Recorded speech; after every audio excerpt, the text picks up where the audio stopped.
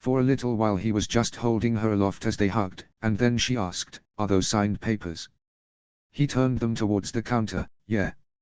I forgot a pen." "I have one," she told him. He set her down and she walked over to one of the drawers and opened it. He thought she'd pull out a ballpoint pen and was almost certain she wouldn't pull out one of Joey's glittery gel pens, but instead she pulled one out that had its own little box. She saw him looking and she blushed. "My grandfather gave me this when I graduated university." "It's a tradition, you know." "Grandpa Tully gave me one too," he nodded. He was pretty sure his had been lost over the years, proof that you shouldn't give something important to a careless 22-year-old. "It's silly but," she shrugged and opened the cap. But somehow when she was all but running for her life, it was one of the things she grabbed. "You should call and tell him," he suggested. She looked at him and nodded. "I will. Where do I sign?" He turned to the first page where she needed to sign and her finger traced over Gaudry's signature. It was almost loving, the way she did it, but final too. She signed her name 3 times in her elegant looping scrawl and he tucked the pages tenderly back into the folder. "I didn't know what this would feel like," she told him. He nodded. "I know, it wasn't anything like yours, but I remember what it felt like to be finally out of my marriage. It may take a little while until you know what it feels like." "Did you want wine?" she asked him softly, as though ashamed she'd forgotten. He shook his head and she turned off the oven. "Will you come with me?" He nodded and she took his hand and brought him out into the hall. They walked up the stairs and stood hands clasped outside of a bedroom. Peeking their heads in, they found an already sleeping Joey, curled in her bed. Chatty was leaning against her perfect golden head. They had hung twinkly lights instead of her having a night light, and the music from the music box songs I had given her was still playing. It was a nearly offensive display of innocence, made worse when he looked over at Marcella, tears streaming silently down her cheeks as she took her daughter in. He squeezed Marcella's shoulder and then took a seat out in the hall, resting his back against one wall, extending his legs across until his feet hit the other. It was 5 minutes or so later and Marcella had a dreamy look when she turned around and lowered herself down. Her back was to the wall opposite of him, and her legs made it a little more than halfway. His hand rested on her fuzzy-socked ankle, rubbing it gently. "What now?" she asked. "Whatever you want," he told her. She smiled and leaned her head back. "I want to quit my job." That surprised him. "Really? I thought you were liking it." She nodded. "Really?" Then shrugged. "And I do like it, but it was almost like a protest, you know.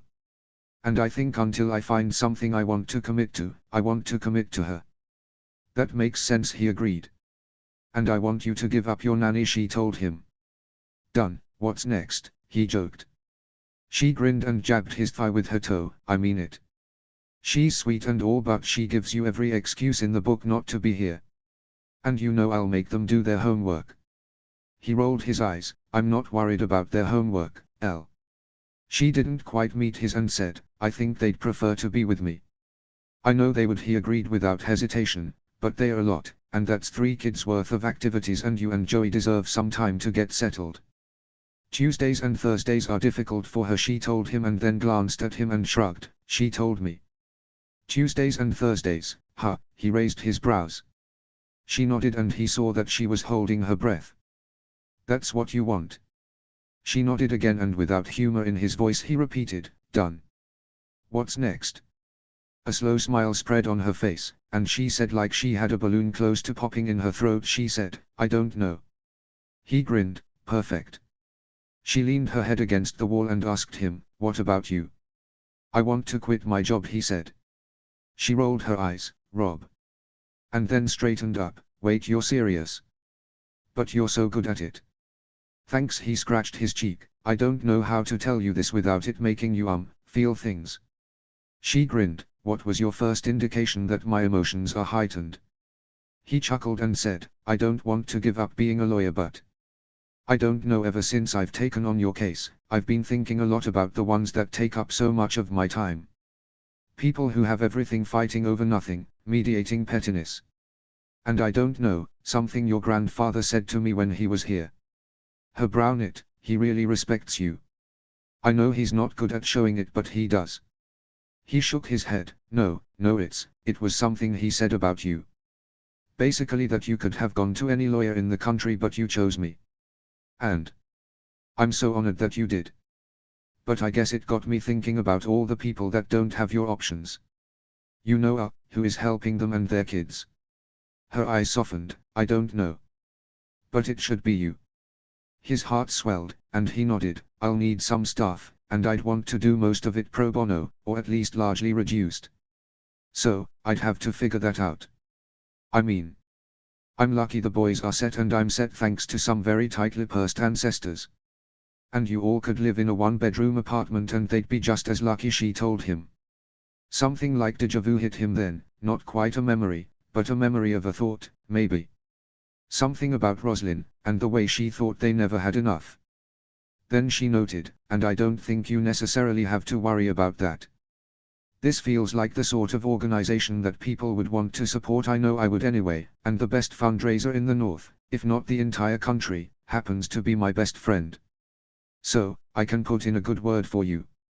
Sangza. Of course. This was the exact sort of thing she did.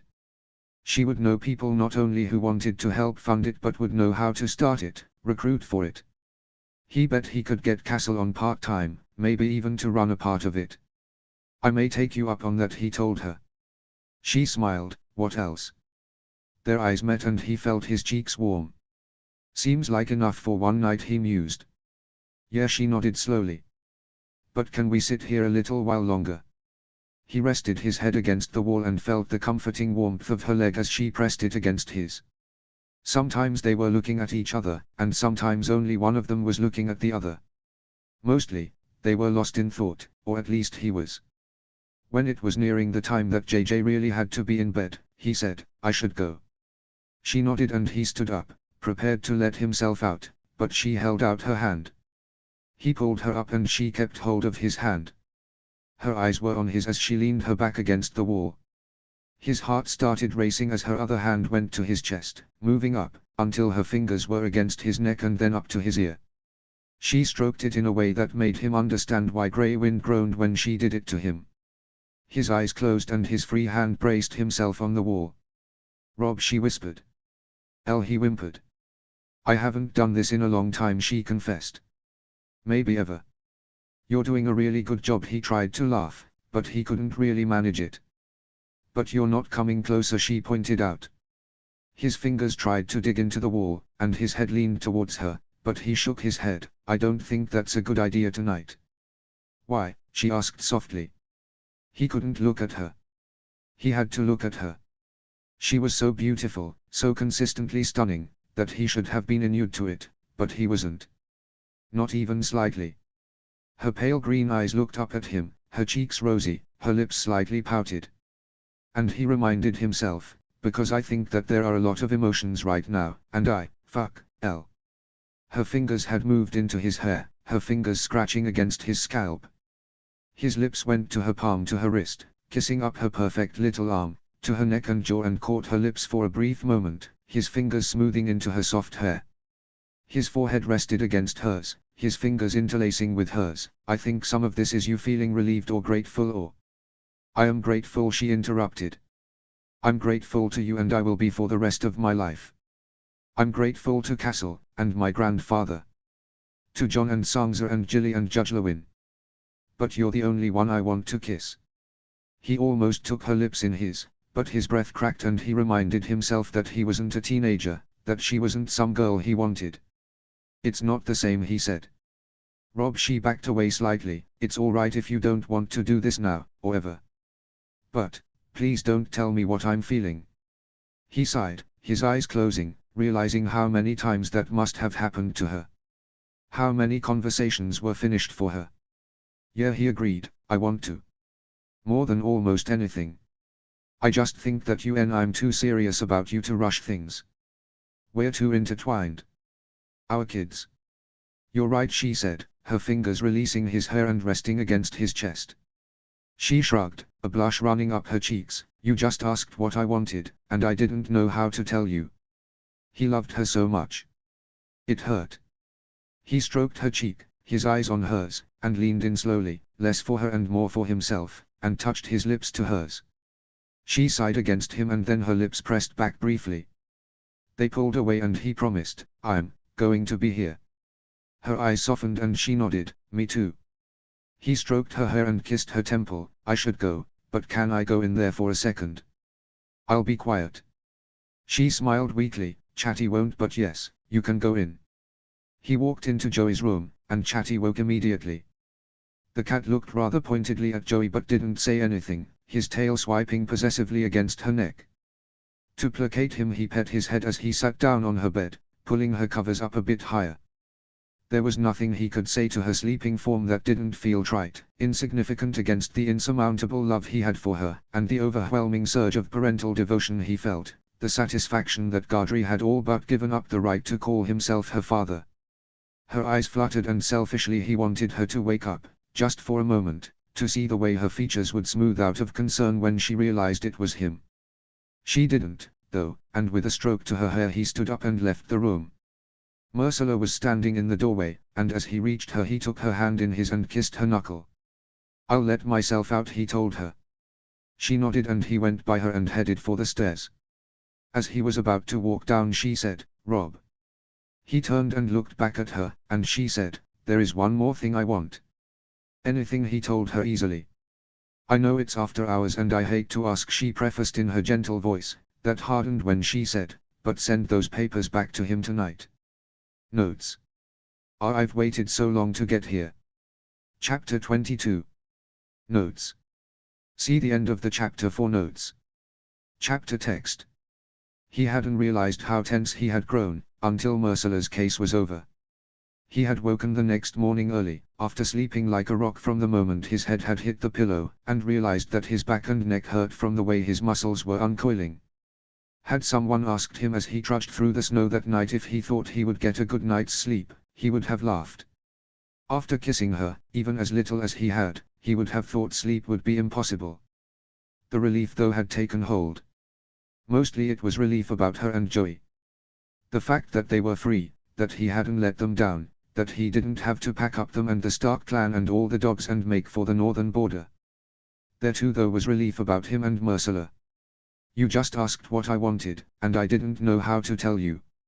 A part of him had known how she felt about him.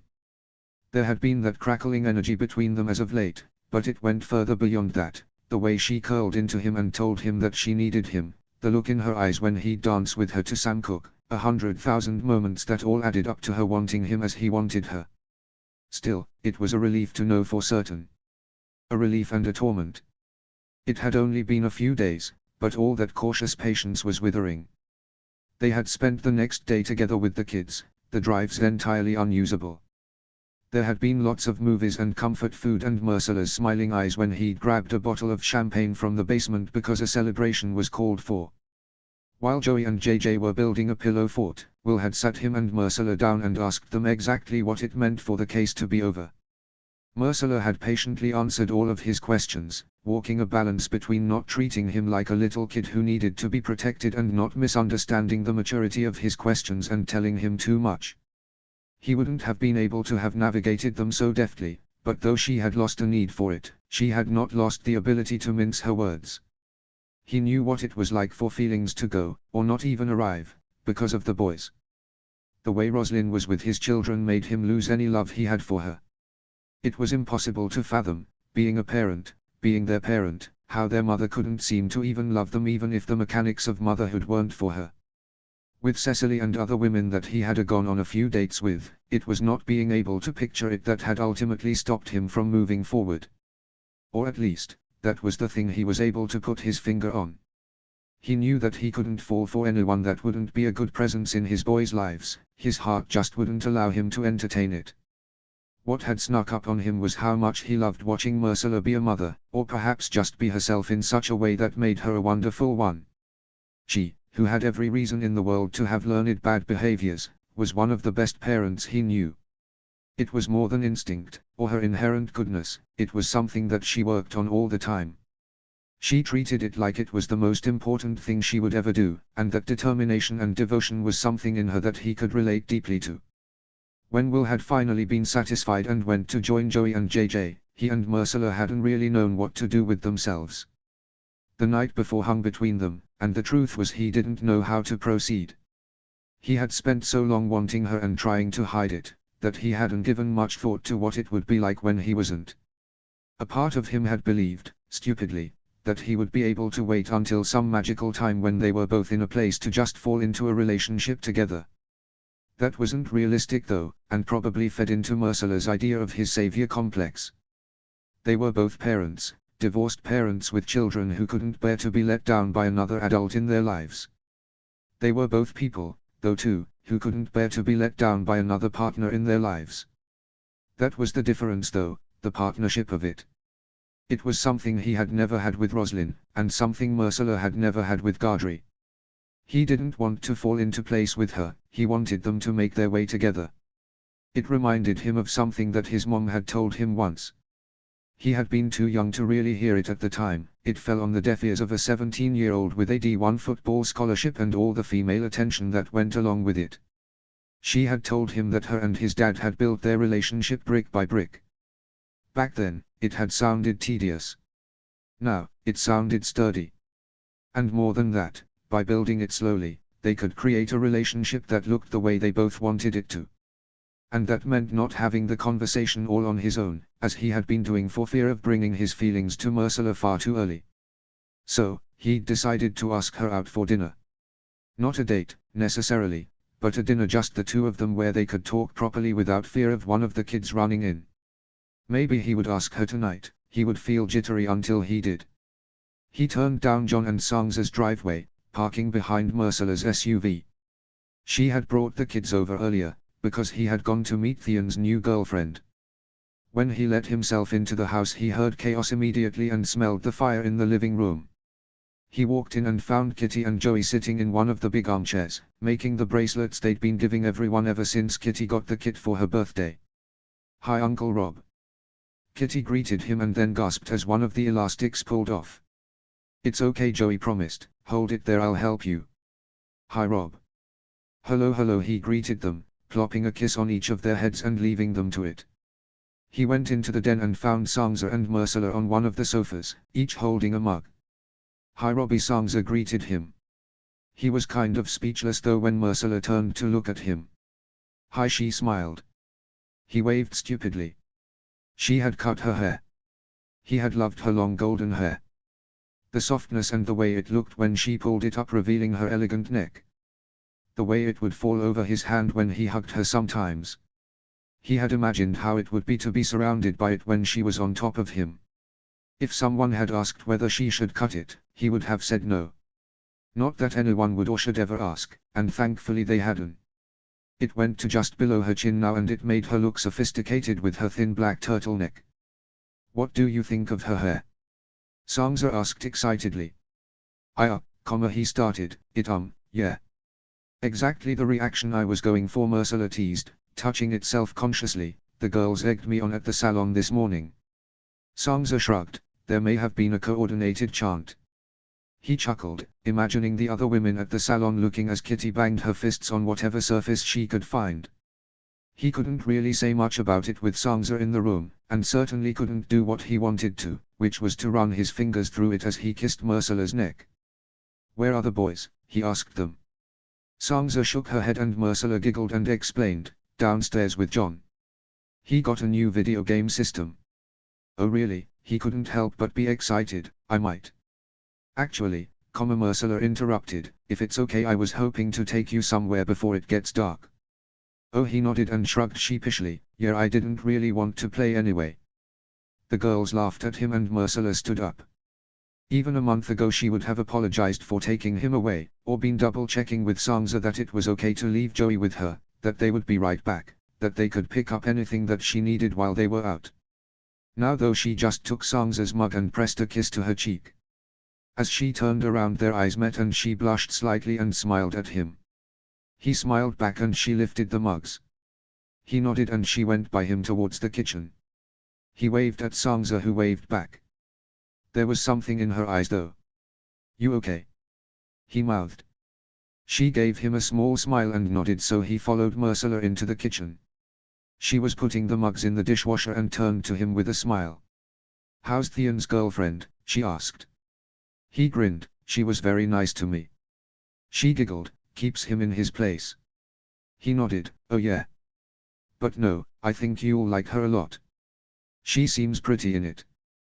John and Sangza are having dinner with them this week, Myrcella told him. Sangza said Theon read her the riot act. He chuckled, honestly, I'll back Sangza against anyone any day, but that's fair. There have been incidents. They went into the living room, and Kitty exclaimed, Auntie Ella, look. For you. He couldn't imagine how many bracelets she had been given, since he had about 6 of them. That didn't stop her from thanking Kitty profusely and telling her how beautiful it was, and then lifting up the sleeve of her sweater and adding it to her stack. She told Joey they would be back soon, and paused to help her daughter get the clasp on her most recent creation, and then they went so she could pull on her boots and jacket. "Ew, it's colder than I thought it was going to be," she said as they got outside. "Yeah, they said it's going to go way down tonight," he told her. "Remind me to salt your stairs when we get back." "Do you want me to drive?" She smiled and shook her head. "No, I know where we are going." "Fair enough," he agreed, and they got in her car. When they had both shut their doors, he told her, "I really like your hair." She turned to him, "Really?" He nodded, their eyes on each other, and he cleared his throat. "It's sexy."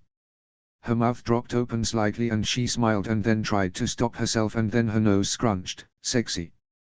He could feel himself blushing, but so was she, so he doubled down, "Very." "Thank you," she said, and then let out a giggle. "I was just hoping it wasn't too much of a cliché, but sexy." With that she gave an adorable little shimmy and pulled down the drive. She drove them wordlessly through John and Sangza's neighborhood and then out onto the main road, back towards theirs. "I'm glad we have a minute alone," he said to her. "I was going to ask if you wanted to have dinner this week."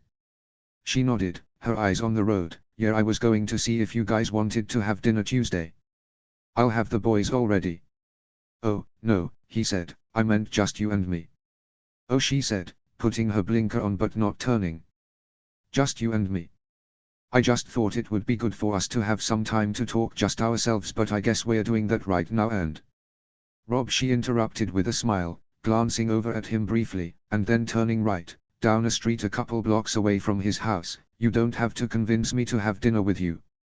"I'd like that." "Great," he smiled, couldn't seem to stop smiling. "How about Wednesday?" She nodded. "Wednesday works." She parked at the curb in front of a pretty house. It wasn't down a long drive, but it was set back from the street, up on a little hill, stone steps built into it. The house was grey stones with large windows, a large tree hanging over the front lawn. Myrcella turned off the car and opened up her door, so he did the same, stepping out. There was a churning in his stomach though, it suddenly feeling very strange that she hadn't told him where she was taking him. They walked up the steps in silence and his stomach dropped entirely when she pulled out a set of keys. "Myrcella," he said. "Let me just show you around," she pleaded. His jaw clenched, but he said, "Okay." She unlocked the door and they stepped inside. He didn't want her to show him around. It was a lovely house and he didn't give a shit. "So this is the living room." She brought him into a gracious room that looked like it had a glassed-in porch off the end of it. "I think Joey will love those bookcases, don't you?" There were built-ins on one entire wall, the other side pretty paned windows with antique glass. "No place to put a TV," he noted. Her eyes met his and she swallowed. "There's another room towards the back where I thought I'd put the TV. I thought this room might have a little reading nook and a card table." "Did you buy it already?" he asked. She nodded. "I signed the papers yesterday."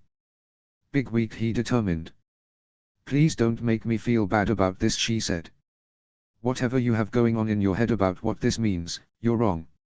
So if the other night had gone differently, you still would have bought it," he dangled. Her brow knit. "I don't know." He went to speak, but she went on, "I don't know, but I hope I would have." He shook his head. "It's a big decision to make with everything else going on." She folded her arms. "Joey and I drove by this house the first week we were in town.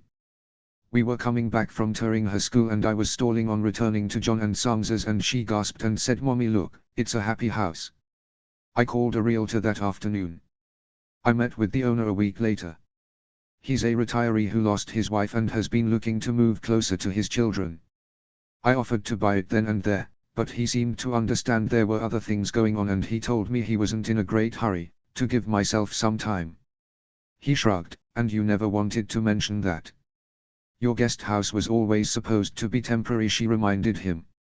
And whatever is or isn't going on with us is only more reason for me to do this now. What is the alternative? We start dating and then one day me and Joey just move our things from the guest house to the main house. His stomach churned, but the words caught in his throat because yes, that was exactly what he wanted. He had been so busy having the conversation with himself that he didn't realize she wasn't waiting for him to have it with her. Yeah, I don't know, he sighed. But I don't like this, and I don't like the way you did it. I'm sorry about that, she told him. Maybe I should have told you, but honestly Rob, I'm not sure that I should have. He nodded, and thought about how to say what he wanted to. I understand that having boundaries is important to you, he told her. I respect it and agree with it. And I know that you want to stand on your own 2 feet, and if this is something you feel is necessary to you doing that, then fine, and I'll support you. But there are other factors here, other concerns, and I would have appreciated being able to discuss them before you went into escrow. She listened to what he said and then told him, no. No, he repeated. No, she said again. Boundaries and standing on my own 2 feet means that I decide whether to involve you in my decisions or inform you of them. Not everything is going to be a discussion. Okay, well, can we agree that there is a lot of room in between cutting your hair and buying a house? He asked her. Damn it, Elle, I don't want to control you. I'm not telling you to ask my permission. There are things we could have talked about here. Things like, will this upset our children who have grown used to walking in and out of each other's houses? Or you having an angry ex-husband, and whether this house has good security? I'm not going to tell you what you're feeling, but if you ask me, I think this was less about you having boundaries and more about you not wanting to hear it from me because you were going to do what you were going to do. Yes, it was, she said quickly. What? He asked in confusion. You're right, she told him. I knew what I wanted to do and I didn't want to go 10 rounds with you before I did it. And I don't know if that's because I am exercising my freedom or if it's because I thought you'd talk me out of it or if I was just being stubborn. What I do know is that no security system is going to make you feel okay about me and Joey being on our own, and that whatever other argument you came up with, that was always going to be the crux of it. Yeah, he agreed. What? She asked in confusion. He shrugged. You're right. There is no security system in the world that would make me feel comfortable. He sighed, and the kids will be fine. I know they will be, she told him. Though I'm annoyed that you asked to have the boys on Tuesdays and Thursdays knowing you were going to do this, he told her. Would you have said no if you'd known? She wondered. No, he said, and then admitted, but I don't like feeling like I've been manipulated, and just because I can't put my finger on how doesn't mean that isn't what you did. She nodded. That's fair. He smirked and ran his hand down his face, not quite sure how to have a fight if they were going to keep agreeing with one another. One of these days, you're going to have to just realize that I love you, and every moment of every day I want what is best for you, he told her. Her brow knit. I know that already, but wanting what is best for me and knowing what is best for me are not always the same thing. She closed the distance between him then and placed her hands on his chest. I trust you more than anyone, she swallowed and shook her head. But it's time you start to trust me. I do, he told her, feeling at a loss with her touching him and somehow still feeling like she was slipping away. He cupped her cheeks. Maybe a part of it is just me liking having you close. Not because of our kids or your ex or anything, except I want you right here, closer even, all the time. Rob, she crumpled, her cheeks resting in his hands. I've had a crush on you since I was 3 years old, and I've been falling in love with you since the moment I came back. I am not pulling away from you. But it's more than that. I want to stand on my own 2 feet. I need to make sure they are on solid ground before I let you sweep me off them. Please let me do that. Okay, he said, his forehead against hers. He closed his eyes and breathed in her honeysuckle smell and ran his fingers into her newly shorn hair. You're right, I'm sorry. Her forehead rubbed against his as she shook her head. No, I should have started off by saying thank you. You gave me and Joey the safest place in the world to land. We have loved living there and we are going to miss it. And I should have talked to you and explained it all properly rather than just bringing you here and springing it on you. There was nothing else to say. They could go round and round and round taking ownership for their part and giving forgiveness for the rest, but it was a little pointless. His thumb swiped under her jaw and tilted it up towards him. Their eyes met and she took a shaky breath and he took a steady one. He was about to lean in when she asked, "Can I just say one thing?" "Ah yes," he stopped himself. "I know you think that there's too much going on or that I need more time or whatever, but I don't think that it's realistic for us to wait until everything is calm and level, because it might never be, and I know I still have room to get better, but some of that is going to have to be a learning curve for a little while, and I don't think that time is necessarily the answer. I think it's just trying and readjusting, and if you can't involve yourself yet, I understand, but I want to be clear that would be your boundary, not mine." "I was going to kiss you," he told her. Her eyes widened. "Oh, well, I just thought you should know all that anyway." He smirked. "All right. Anything else I should know or?" She shook her head slightly, only once, because on the way back he caught her lips with his. She gasped when he did, and he kissed her more fully. One of his hands moved down her back so he could press her against him. She felt good even through her coat.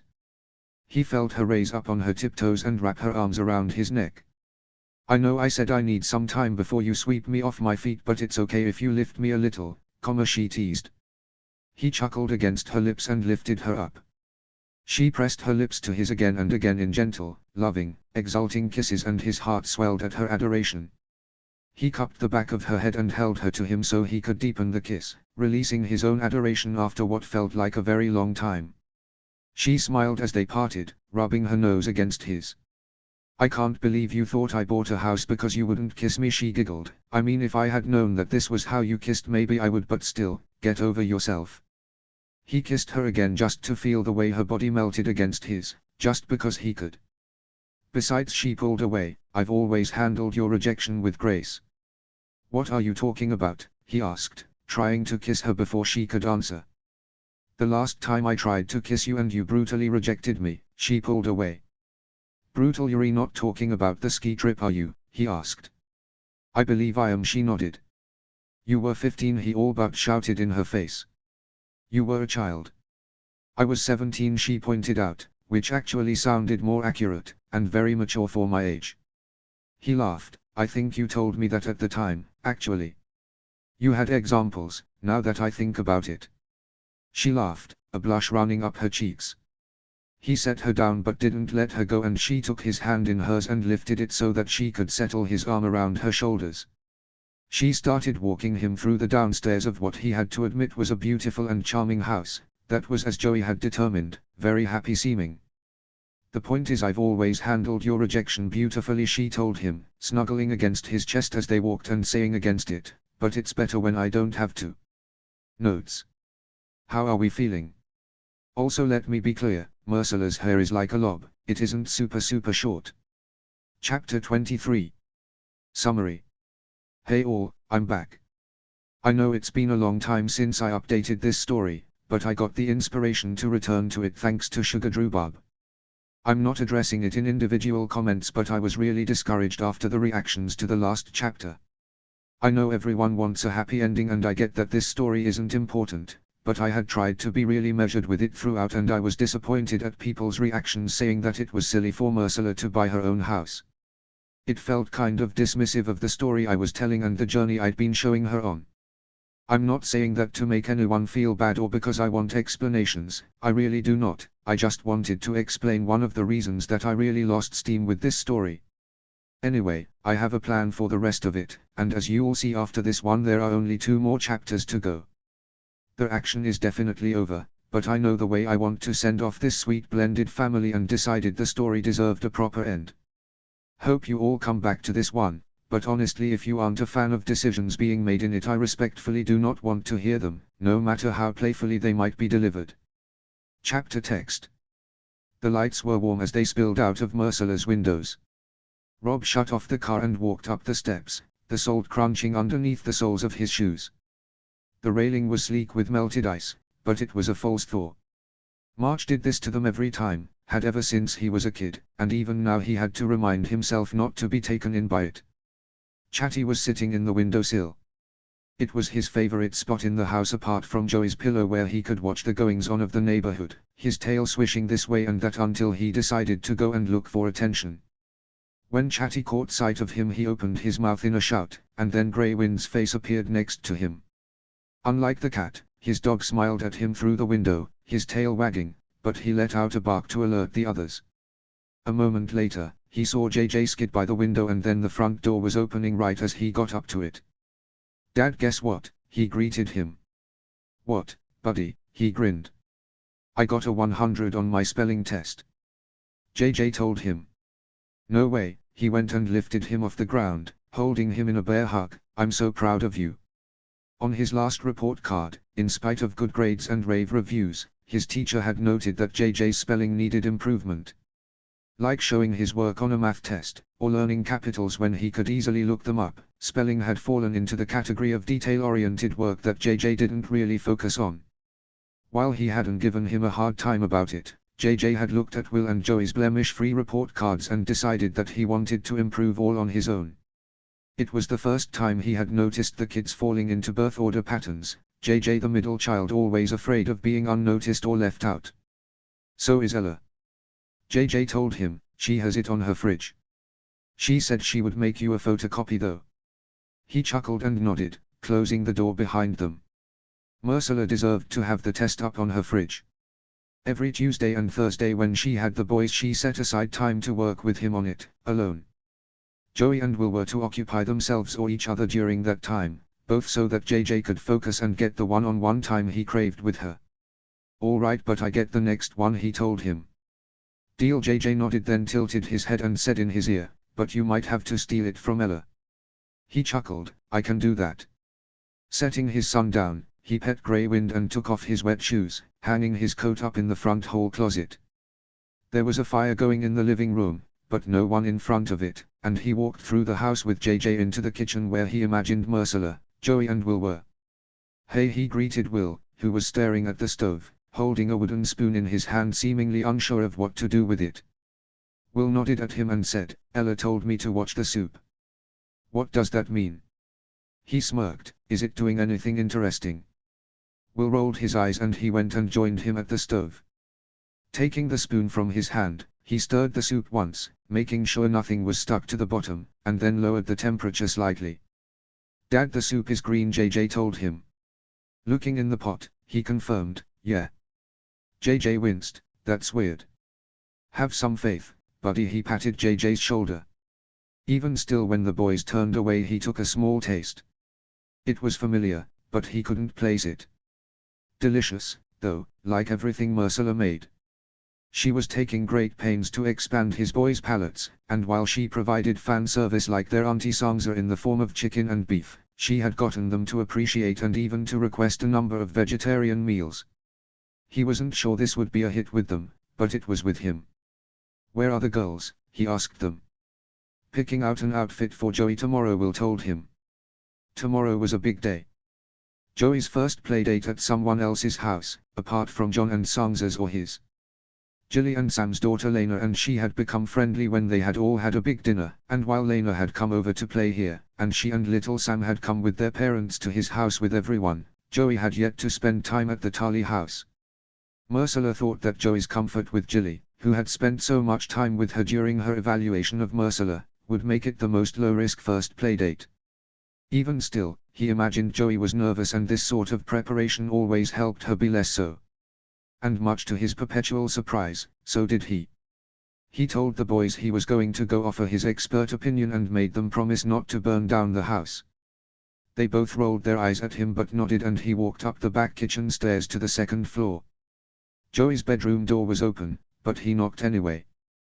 "Come in," two sweet voices called. Marcella was sitting on the floor, half buried under discarded clothing. She was folding a little plaid smock dress that Sangza had sewn for Joey, wearing a loose pair of jeans and slippers and a sweater he had left here over the weekend. She smiled up at him shyly. "Hi handsome." "Hey sweetheart," he grinned, sitting down on the floor next to her. "That looks good on you." She blushed. "It's very cozy." And then leaned in and kissed his cheek. "And it smells like you." He hoped she wouldn't give it back until it smelled like her. His fingers brushed over the collar of it, across the back of her neck. She shivered gently and leaned her body against his, presenting her lips to be kissed. Pressing his lips to hers briefly, his hand moved down her back, rubbing it gently. He squeezed her side once, hopefully conveying that he would like to do more.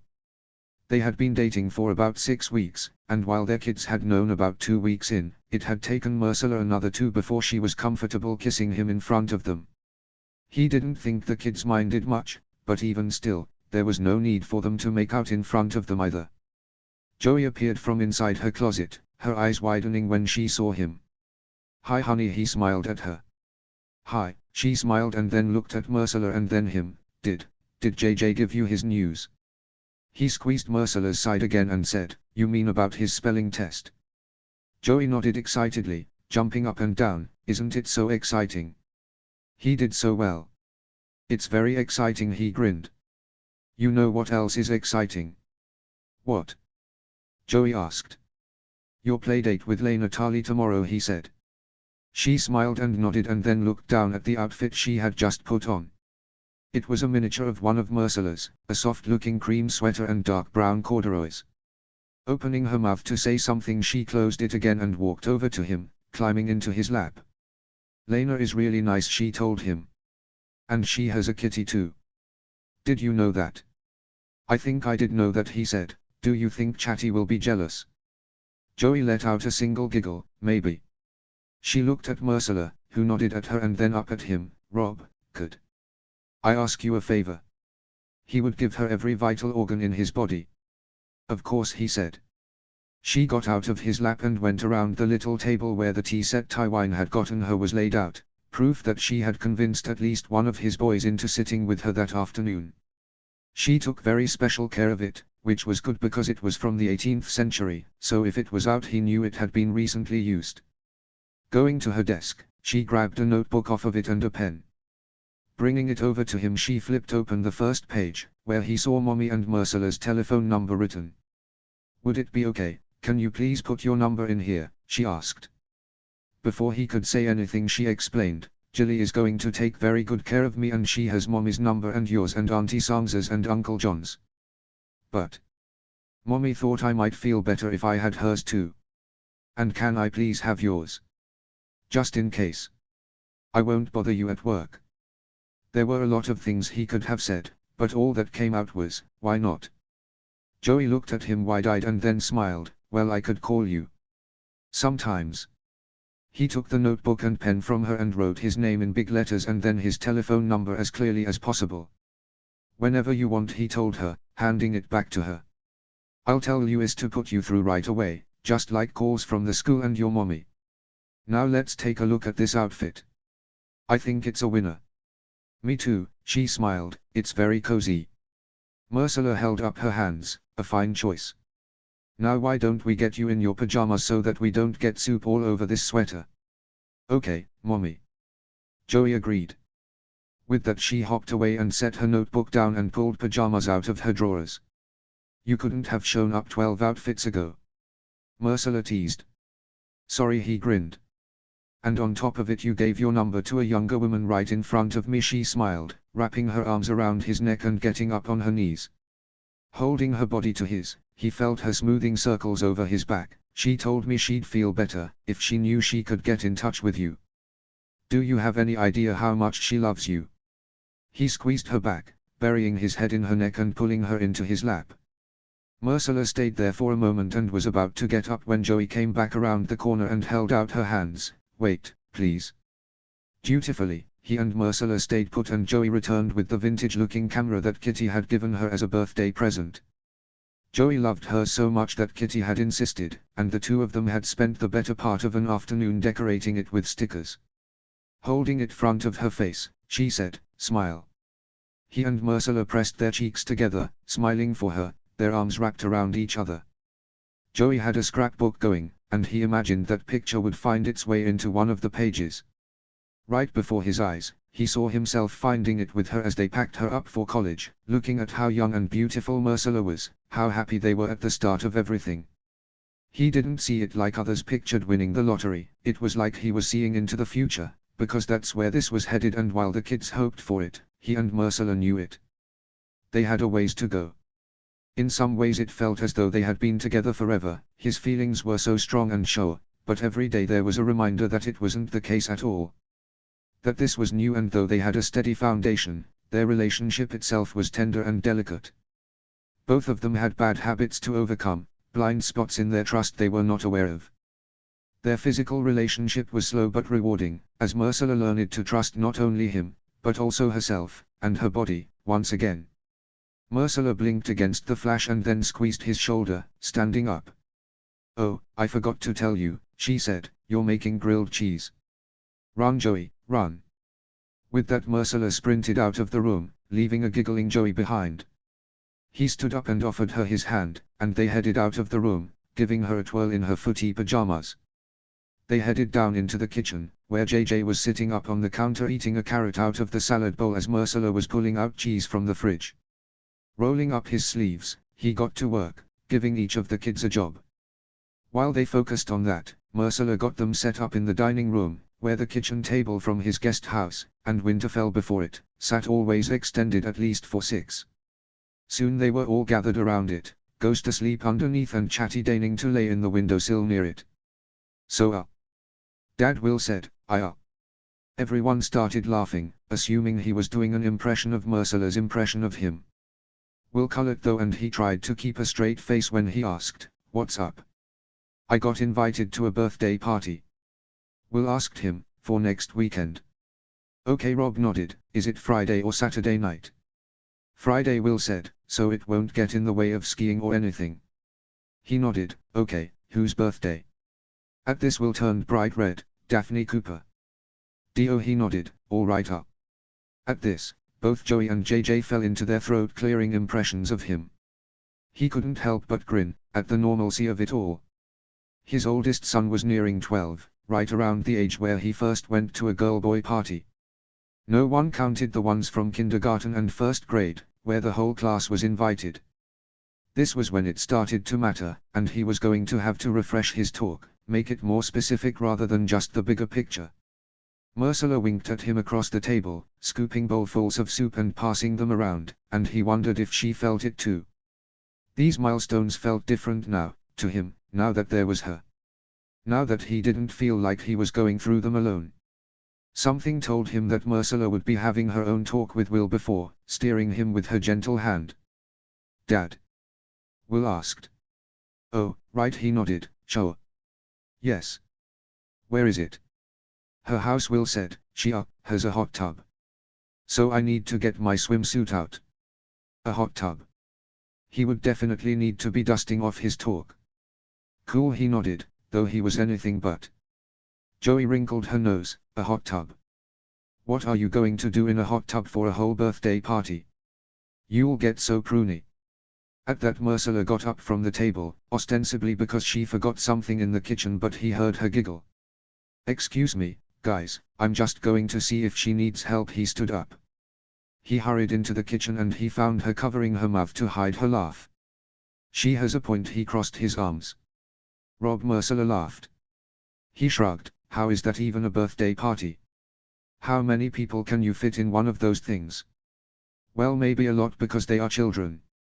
She waved at him to stop, only making her laugh harder. He tried not to, but she was too infectious and he joined in. "Good grief," he sighed, rubbing his forehead. "It will be fine," she told him. "I'll remind you said that when it's Joey's turn," he noted. "I'll remind you said that when it's Joey's turn," she countered, standing up on her tiptoes and wrapping her arms around his neck. He wrapped his arms around her waist, his hand smoothing over her butt, refusing to even think of such things. "Can I distract you?" she asked him. Easily. He grinned. She smiled. "Well, I was thinking, this weekend at the ski house, maybe you and I can have a boy-girl party." He watched as horror overtook her and then she said, "You? No. That's not. I'm so bad at this." He chuckled, unable to deny it. She was sexy without trying, but her attempts at seduction always made them both more prone to laughter than anything else. He had taken the lead in that regard, moving slow enough to make sure he wasn't getting ahead of himself, or her. They had spent a lot of time together, some of it in bed, but not for a whole night. "If we agree to never phrase it like that again, it sounds good to me," he teased. "Now can I count on you to hold it together for the rest of dinner?" "Probably not," she smiled, kissing him briefly and bringing him back into the dining room. The kids had moved on, and JJ said, "Dad. You rang." he asked. Sam Tarley invited me over tomorrow after school, JJ told him. His eyes went to Joey, whose own lit up, her mouth dropping open. Oh JJ. I'll be there too. JJ smiled, but said nothing. He locked eyes with his son, who shrugged before taking a spoonful of soup. Marcella stroked JJ's hair as she went to retake her seat. Can I go? JJ asked him. Yeah, of course, he said. Does anyone feel like driving up to the ski house tomorrow night? Me, all the kids confirmed. The eyes have it, Marcella agreed. I'll text Sangza after dinner. I'm sure she will love the change of plans. The soup was a hit, as were the cookies that Marcella and Joey had made for JJ. After dinner, they went into the living room and the kids piled on the couch and Marcella and he curled up in the lounge chair, listening to the boys take turns reading to Joey. She was called in for certain voices, making Marcella laugh into his neck. As always, he felt a twinge leaving them, but over the past weeks he had come to understand Marcella's decision better. He had seen, in the quiet aftermath of all that had happened, how much joy it gave her to put her daughter to bed in a house that she owned outright, that it was good for the boys to come here and not want to leave, and more than anything he had seen that giving her this time now meant that one day soon, they'd never have to. Chapter 24. Chapter text. 1 year and a little while later. He woke to the smell of honeysuckle, and buried his face in Marcella's neck. Her body was tucked against his, and her hand reached back to stroke into his curls as she stretched as much as she was able. Morning, she greeted him in her liquid voice that she always had when she was allowed to wake naturally after a good night's sleep. Morning, he said as he kissed her shoulder, his hands wandering her body. Can I turn around? She asked. He loosened his grip on her and she twisted, their lips meeting as she turned towards him, one of her legs moving between his and the other draping over. Her legs were bare and silky as they wandered against his calves. His hand went underneath her tank top, rubbing her back, up until he could grasp the back of her neck. He smiled against her lips as she melted against him. A year ago she would have tensed. The feeling of his hand on her neck would have called up too many memories. Even if she was able to override it enough to enjoy the feeling, her first reaction would have churned his gut. Now he was able to touch her however he wanted. They had both spent a lot of time ensuring that her body knew what her mind and heart did, that he would only ever touch her with gentle fingers. He had never seen a body so eager to be trained as hers, and she had approached it with the same dedication that she had all her healing. She was such an affectionate person, and she had not wanted to have limitations between them. She did not want him to have to think too hard about how he touched or approached her, though he always would. Everything hurts, she told him. He chuckled against her, rubbing her side with one hand and her thigh with the other. I am not saying anything. She and Sangza had taken a hike with Arya the day before. He had tried to warn her that his sister's competitive natures would ultimately cause her to regret that decision, but she had rolled her eyes, reminding him that she had grown up with them too. When she had returned she had been a shell of a person, her golden hair matted to her face, her knee skinned from slipping on a rock. She had taken a bath and gone to bed without dinner, and he had been warned to say absolutely nothing about it. Silent for a moment, she asked, I can't remember, is it a long walk to the quarry? No, he assured her, and by the way she nudged him he knew she had heard the smile in his voice. Do you think Will is going to be bored? She asked with a yawn, tilting her face up to his. Lots of younger kids. Henry is going to come, he told her. She pulled back to look at him, her brow furrowed and said, I thought they weren't supposed to get back until the weekend. He nodded, yeah, I spoke to his dad briefly. I don't think the trip did what they wanted it to. Marcella's eyes softened into sadness. Henry had been Will's best friend since preschool. As such, he was a frequent visitor at his house and now Marcella's. Though he was a bit more outgoing than Will, they shared the same steadiness of character. He was unsure how they had chosen so well at the age of 3, but he knew that Henry would be a permanent fixture in all their lives. They were all happy about that. JJ always pushed into his and Will's time together, not wanting to be left out, and Joey had taken to blushing anytime Henry was in the same room as her. An only child, he never minded the fact that Will was a package deal. And now he had a feeling Henry would be spending more time with them than ever. That's awful, Marcella sighed. His parents had been unhappy for a long time. The slow unraveling of their marriage was not as dramatic as his or certainly not Merciless, but it was a tragedy all the same. He remembered meeting them at Thanksgiving pageants, laughing with them over how cute the kids were in their costumes, forgetting all their words. They had been happy then, but not for years.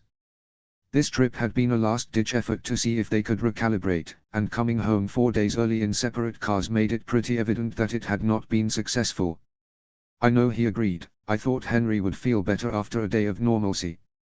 She nodded, "and it will give his parents a bit of space. I'll text Jenna and offer for him to stay over." He stroked her cheek, admiring the way the morning light lit her pale green eyes. The kids started school soon, and this being the last full one they had decided to do a staycation at his house. Mercilla, Joey and Chatty had arrived last weekend, and every day they had done something different.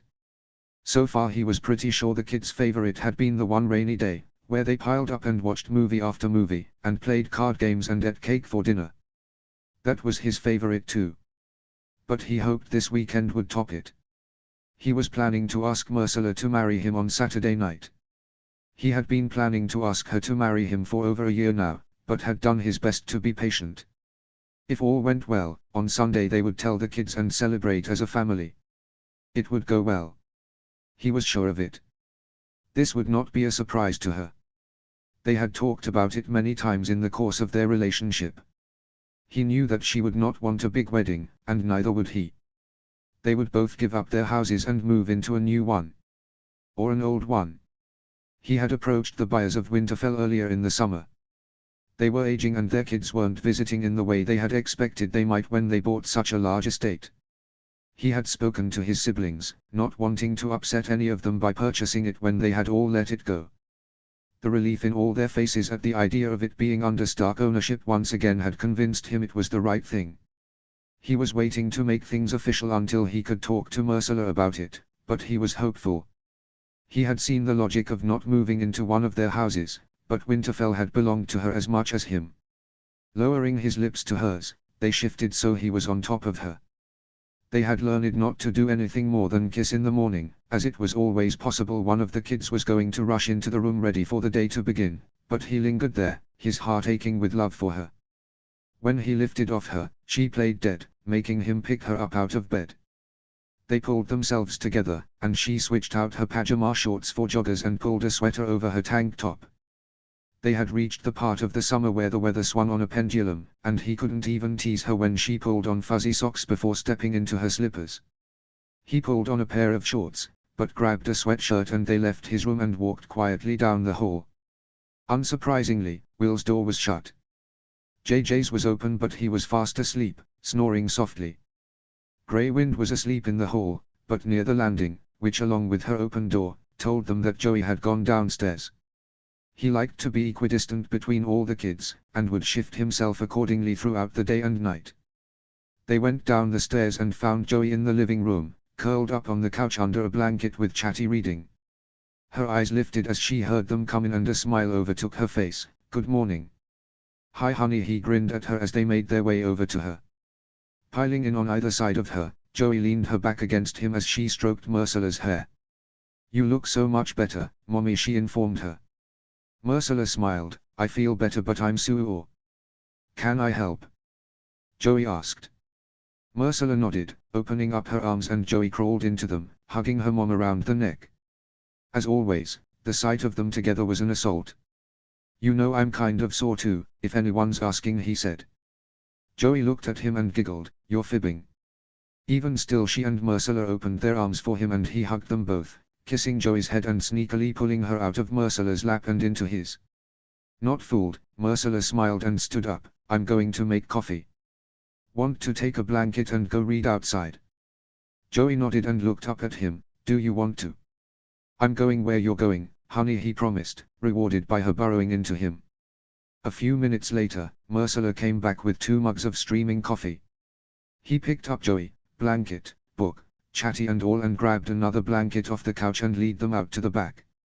Settling down with Joey in his lap, Mercilla took the seat next to him, settling his mug down on the flat arm of the chair. "Mommy, guess what?" Joey said. "What, baby?" she asked, taking a sip of her coffee and closing her eyes as she leaned back, accepting the blanket he had draped over her. The painting was fake, Joey told her. Marcella's eyes opened. Fake. But they searched for it for so long. I know, Joey said and held up her book, and look, it's almost over. That's the first book in the series, he told them. Both Marcella and Joey looked at him, identical looks of betrayal on their faces. He looked between them. I thought Will has the whole series upstairs. Joey looked at him, and then Marcella, and then down at the book, before falling back against him. Oh, thank goodness. I was nervous. You could have told us, Marcella mumbled into her coffee. What was that? He poked her gently. I was talking to Chatty, she told him. Joey giggled as she opened her book, believing Marcella about as much as he did. He sipped his coffee and looked out at the woods behind his house. It was a perfect late summer morning. The air was crisp and without humidity. By the time they reached the quarry it would be warm enough to swim, and the cooling early evening air would motivate the kids to go home in a way none of them ever could. John, Sansa and Kitty would be joining, along with Arya, who was staying with them for the foreseeable future. Sam and Jilly would be coming along with their kids, and they'd pick up Henry on their way. Rob, how high is it to jump? Joey asked, a bit nervously. There are a range of spots to jump from, he said, but there are also places to wade in. Where you'll find me with the unicorn float, Marcella informed them both. She was only saying that for Joey's benefit. He had taken her to that quarry along with his siblings when they were kids, and she had jumped from the highest point when she was 10. She would have done it sooner, but he hadn't allowed it. Joey had made a lot of progress over the last year, as well, but there were many aspects of her personality that was crystallized, and that neither of them had any intention of changing. She was incredibly cautious, devoid of the daredevil energy JJ and Kitty shared. A part of it, he imagined, was just who she was, but in his opinion it went beyond that. JJ and Kitty had never known real fear, so they enjoyed the adrenaline they earned from little bursts of it. Joey had lived in fear for so long that she had no desire to court it, and maybe never would. But what's the lowest place you could jump from? She asked. He looked at Marcella. What would you say, maybe 5 feet? She nodded. That sounds right. Joey thought about it and said, Will said he'd jump with me if I wanted. That he could hold my hand if it was wide enough. But I'm not sure. You'll see how you feel when you get there, he told her. There's a rock slide that is fun too. And you could go down with me or Mommy. Oh, Joey smiled, as Marcella's eyes went to him briefly. That sounds fun. Jilly is going to bring a float too. But I think hers is a giant pineapple. He and Marcella smiled at the image of Jilly making Sam Schlip a giant pineapple float, and continued drinking their coffee as Joey read. She finished the book after a little while, and there was a brief moment of panic when she thought she had misplaced her Stark Baratheon library card. Not that Will would ever enforce that rule, but JJ saved the day when he came out shirtless in a pair of boxers and reminded Joey that she had left it in his room for repairs. I am cold just looking at you, Marcella tutted at JJ, and though he was now 10 and decidedly nearing the one-arm hug stage, he let her pull him underneath her blanket. He was waiting on a growth spurt, but seeing how far his legs stretched down Marcella's, it was clear it wasn't far off. What do we want for breakfast?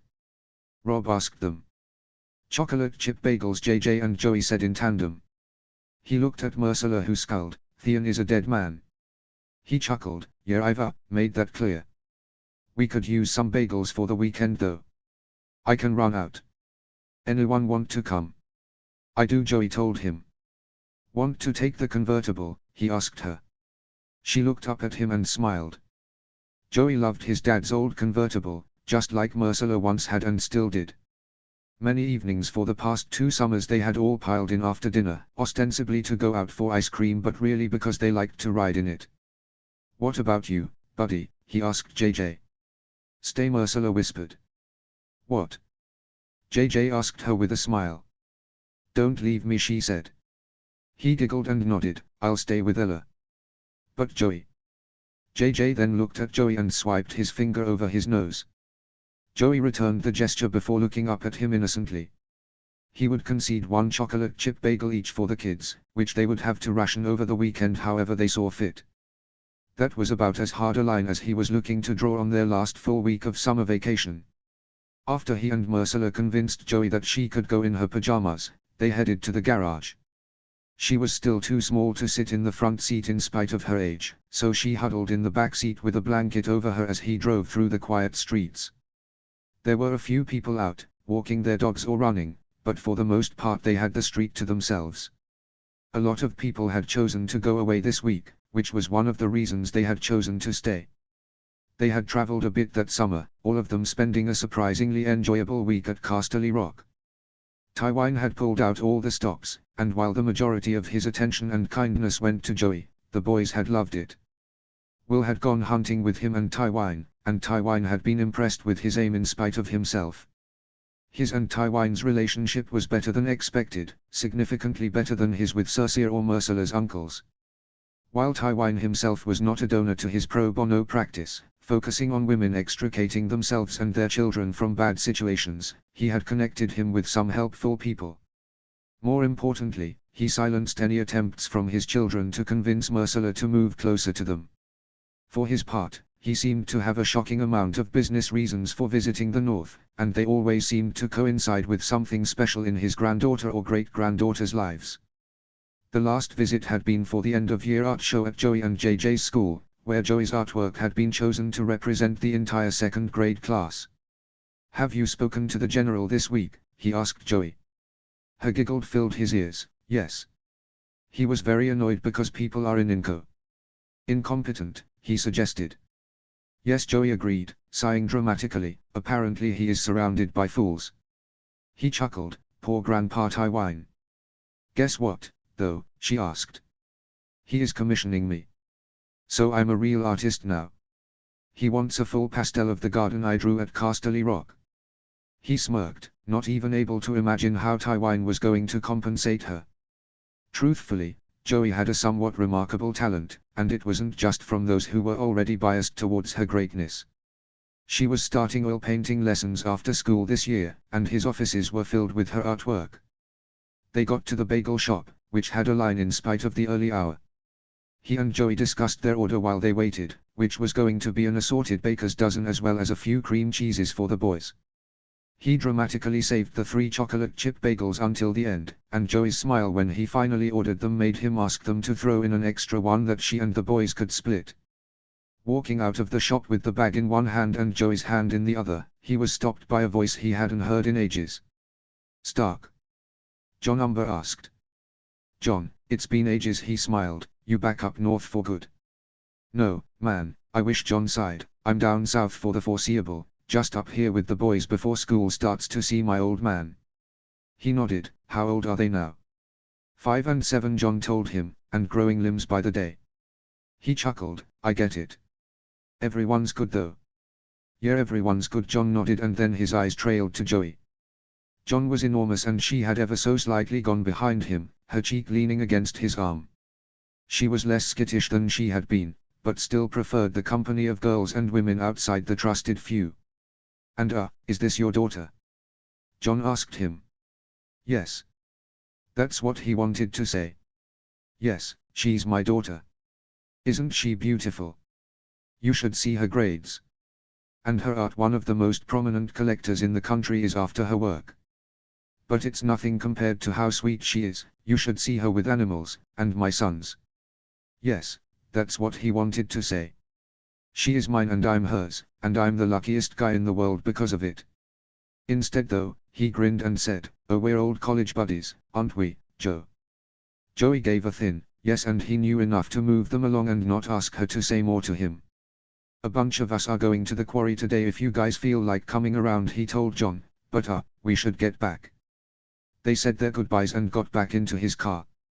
"Want to stop by the farmer's market to get some flowers for Mommy?" he asked her. "Okay," she said quietly, so quietly it was almost lost to the wind. He glanced at her in the rearview mirror, and she looked lost in thought, looking out at the street, her chin resting on the side of the car. A part of him worried it was a mistake to invite John, but he doubted they would come, and if he did he was such a goofball that he was sure by the end of the day Joey wouldn't be so nervous around him. He'd like to meet his boys, too, and he knew John would want to see him. They stopped at the farmer's market, and picked up late-season hydrangeas for Myrcilla. He got an extra one for Joey's room. They also picked up some fresh corn and cherry tomatoes. When they got back, Will was awake. Or at least, he was outside with JJ and Marcella, sitting in the chair he and Joey had left vacant. The boys were like wild animals when they saw the bag of bagels, and they all went into the house to sit down for breakfast. Unsurprisingly, the boys did not choose to save their chocolate chip bagels and grabbed them immediately, JJ putting peanut butter on his and Will loading up his own with plain cream cheese. He asked Joey if she wanted hers too and she nodded, thanking him when he sliced it in half and put it on her plate, but made no move towards putting anything on it or eating it. Marcella was never hungry in the morning, but had taken half a pumpernickel and was spreading cream cheese on it, likely depleted from not eating the night before.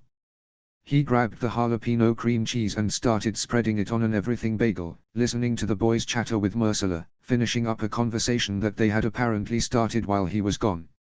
Joey sat in between them quietly, not touching her food, or seeming to even really listen. "Honey, do you want some butter or something?" he asked her. Joey looked at him, her eyes wide, and shook her head. "If you don't want it, I'll eat it," JJ offered. "You can have it," Joey said quietly. She then looked at Marcella. "Mommy, can I go outside and pet Grey Wind?"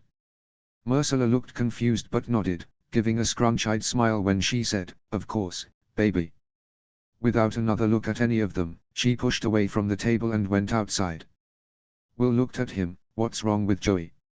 Marcella said nothing but looked at him too, waiting for an explanation. I don't know," he said. "I can go." "I'll go," he interrupted Marcella. Their gaze held for a moment and then she nodded. He walked outside, into his backyard, where he found Joey sitting and petting Grey Wind, who had laid his head in her lap, his tail wagging slowly back and forth. He went and sat down facing her, smoothing his hand over Grey Wind's flank, eliciting a groan from his dog that usually would have earned him a giggle from Joey. "Honey, is everything okay?" he asked her. She started to nod. "Please don't lie to me," he said quietly. "If you aren't ready to talk about it, that's okay. But please don't lie." Joey was silent for a long moment, and he watched as she tried to take control of herself. Labored breaths came first, and then tears, falling in thick clumps down her cheeks.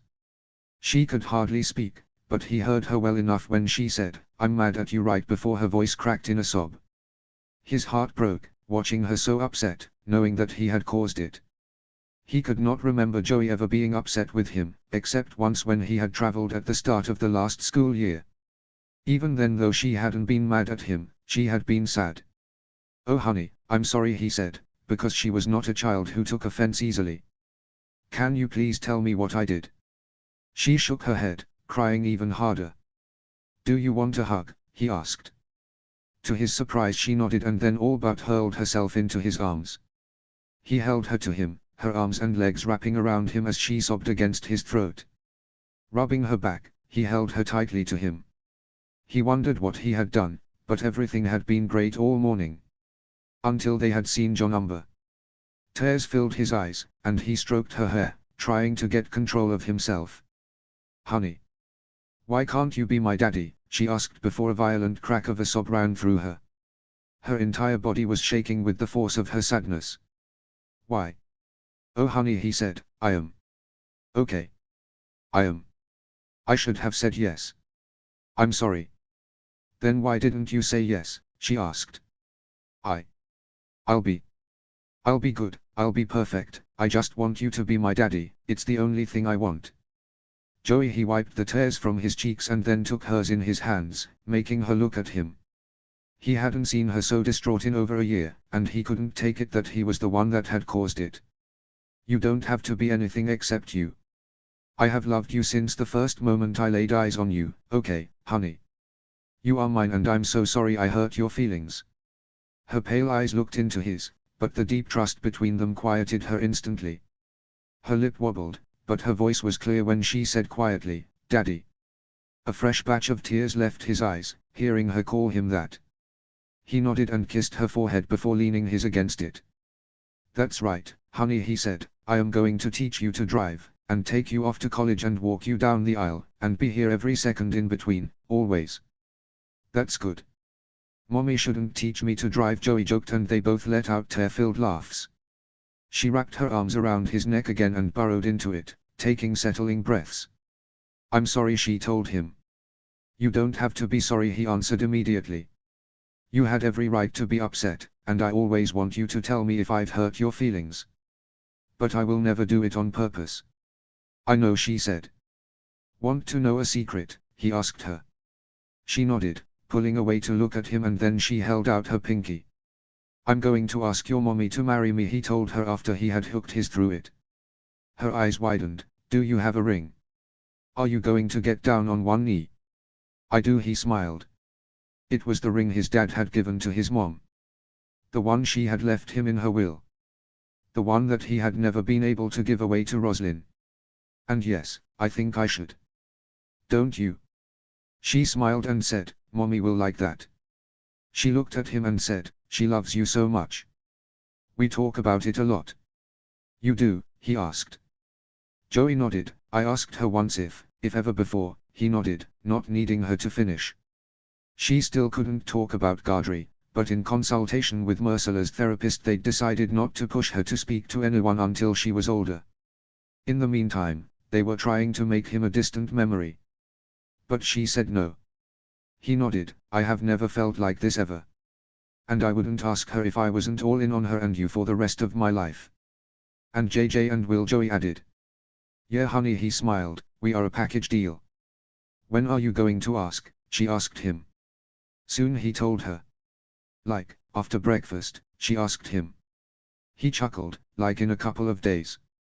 She winced. Are you sure you should wait? Why? You going to tell on me? He teased. No, she giggled. I pinky swore. He stroked her hair. It'll hold, Joe. I promise. She looked at him and said, but how can you wait? I've had some practice being patient, he told her gently. Oh, she said, then smiled, that's very romantic. He chuckled, ridding the last of the tears from her face. Her hand reached out to do the same for him. Daddy. Do you think the boys ate my bagel? They better not have, he teased. Let's go see. They stood up and walked back into the house, hand in hand. The last 10 minutes had changed his life forever, but only on the surface. The shift had happened some time ago. Even still, Mercela had reminded him how important it was to be loved. For so long with Roslyn and afterwards, he had been focused on how he hadn't loved her. But she hadn't loved him either. He hadn't realized how much that affected him until he felt the gentle force of Mercela's love every day. With him and Joey it would always be imbalanced. She could never love him as much as he loved her, it just wasn't possible, but she loved him as much as she could. He had known that for a long time, but he would never get used to it. Joe, come quick, I've been guarding your bagel from thieves, Will said when they came in. Mercela gave him a look of concern, taking in Joey's splotchy cheeks and likely his own red eyes, but he mouthed it's okay and she focused her attention back on Joey as Will pulled her chair closer to his. I'm not a thief, JJ said. I just wasn't sure if you wanted it. Joey giggled, you can have some. I can never eat the whole thing. Will looked at Joey, his jaw clenching for a second, and then looked at him. He gave him a nod and then Will sighed, pulling over the butter that Mercela had clearly gotten while they were outside. We saved you the cow. He handed her one of the butter knives, each of which had a different molted farm animal on it. Joey took it and spread butter on her bagel, picking it up and eating it. She leaned against Will as she ate, which usually Mercela would correct, but she didn't say anything now. Joey tore off a piece of bagel and handed it to JJ wordlessly, and then did the same with Will. Will, I think the one that I want to try is 5 feet up, Joey told him. But, can I decide when I get there? Will nodded. Yeah, you can swim a bit first and then we can try after lunch maybe if you want. I want to jump with you guys, JJ said. I don't mind the lower ones sometimes. Can the 3 of us fit? Joey asked. If not, maybe we can take turns. But you'll all fit, Mercela told her as Joey tore off another piece of bagel for JJ. Their eyes met and she gave him that look. The look he had seen the first night she had come back. The one he had seen, the one they had shared so many times since. The look that said she couldn't believe the children they got to care for. For some time now, there had been something else in it. That they didn't believe they got to raise them together. Unaware, Will asked, do you think we should go in age order, or Joey in the middle? Let's do both, JJ said. But first Joey in the middle. Joey sat there chewing her bagel with a satisfied closed-mouth smile while they discussed the logistics around her. Joey. I think I was wrong, he told her. Her brow knit and he smiled at her. I don't think I can wait. She shook her head. Me either. It's eating away at me. He chuckled. We can't have that. Ursula looked in between them. What are you two talking about? I'll tell you in a second, sweetheart, he said. I just have to go grab something first. Chapter 25. Chapter text. 7 years later. This thing is broken. JJ held up the boatie he had been trying to tie for the last 10 minutes. He smirked, and ventured to ask for the third time, do you want me to tie it? JJ sighed and nodded, so he went over to where his son was standing in front of the hall mirror and turned him around. They stood eye to eye. JJ had had to wait a long time for his growth spurt, but when it came it was quick and definitive. For 2 months of his sophomore year it felt like every week he was a different size. Now though, he had settled at 6'2" and stayed there. Leaner than him, he had inherited Rosalind's more delicate features that made girls think he was sensitive.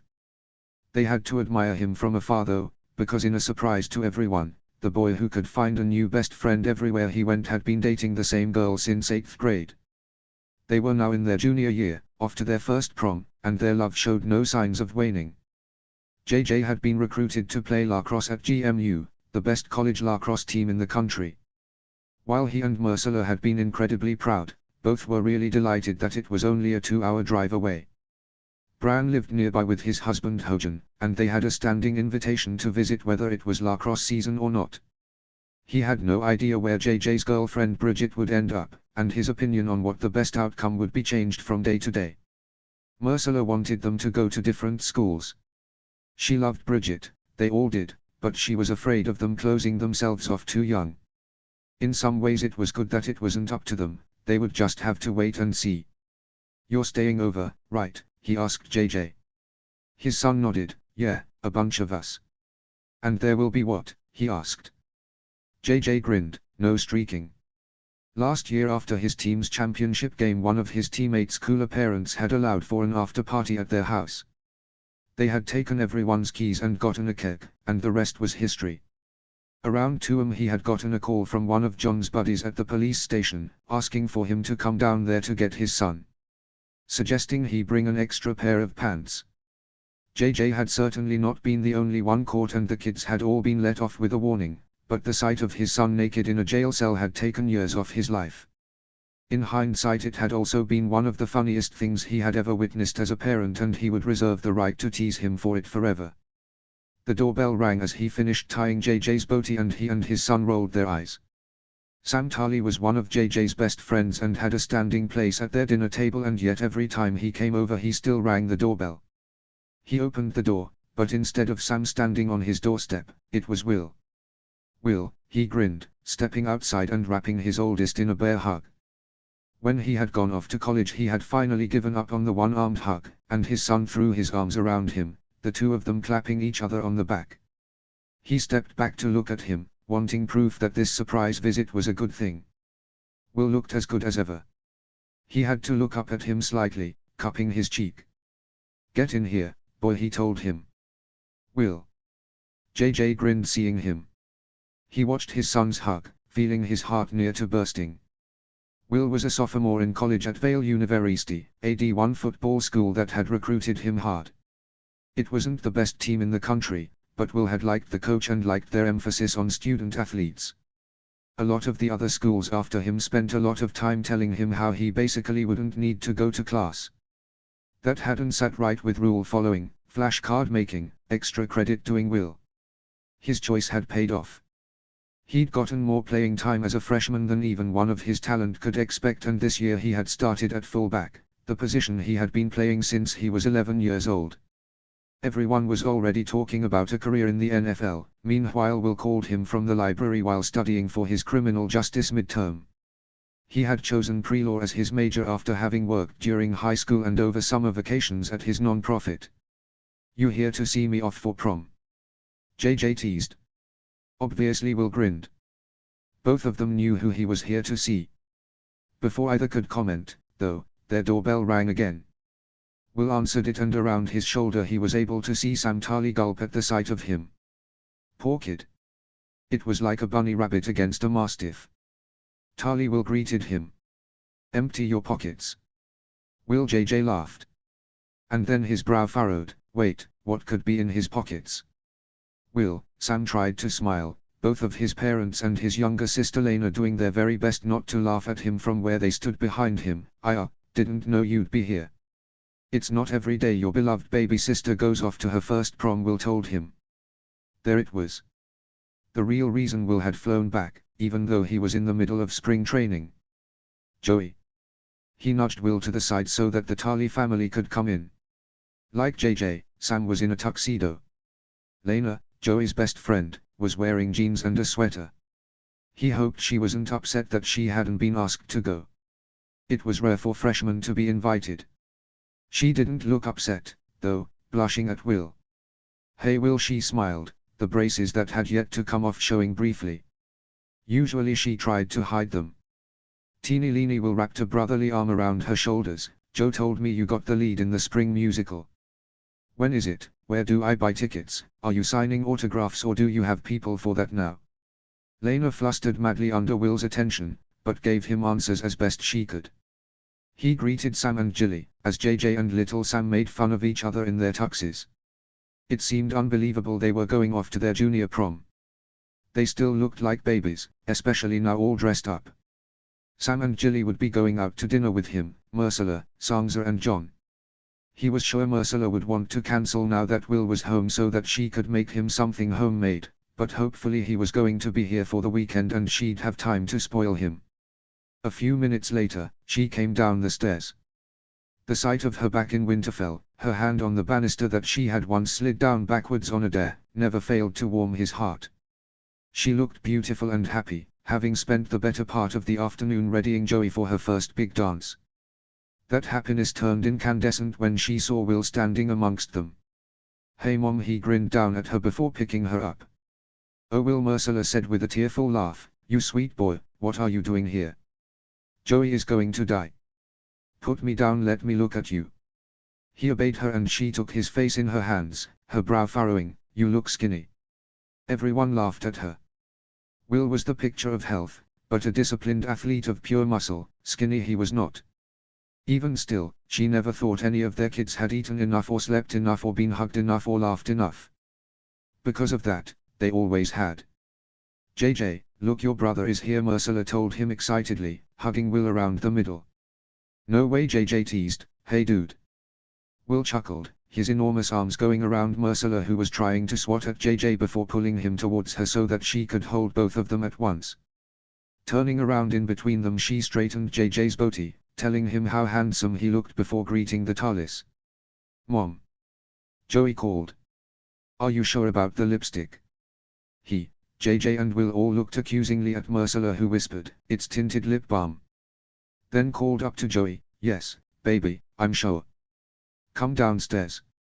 Everyone arranged themselves at the bottom of the stairs. Lena went in front, phone at the ready. He heard her first, light-footed though she was not accustomed to heels, and clomped ever so slightly down the stairs. His heart stopped when he saw her. She and Ursula hadn't let him see her dress. They had chosen a pale silver silk that stopped at her ankles. Her dark golden curls had been smoothed into waves, and he saw that Ursula had lent her the diamond necklace he had given her on their 5th wedding anniversary. The one that Joey had helped him pick out one day after school. She was the most beautiful thing he had ever seen, and the silence of everyone told him he wasn't the only one who thought so. Oh please don't everyone look at me, Joey pleaded. Yeah guys, Will stepped forward, haven't you ever seen a dress before? It would have been comical if it wasn't so sweet. Joey's face took on a million different expressions at the sight of him, and then his careful, quiet daughter let out a yelp, sprinted down 3 more stairs and leapt the last 3 into Will's waiting arms. You're here, she told him. JJ, look, Will is here. Why do all the women in this family think I'm blind? JJ asked. We've seen you empty the fridge looking for milk, sweetheart, Ursula teased. It's always right in front of you, Joey said into Will's shoulder, making her big brothers laugh. She pulled away slightly from Will. How long are you here for? Not just tonight. No, Joe, I'll be here all weekend, Will promised, and the whole family sighed in relief.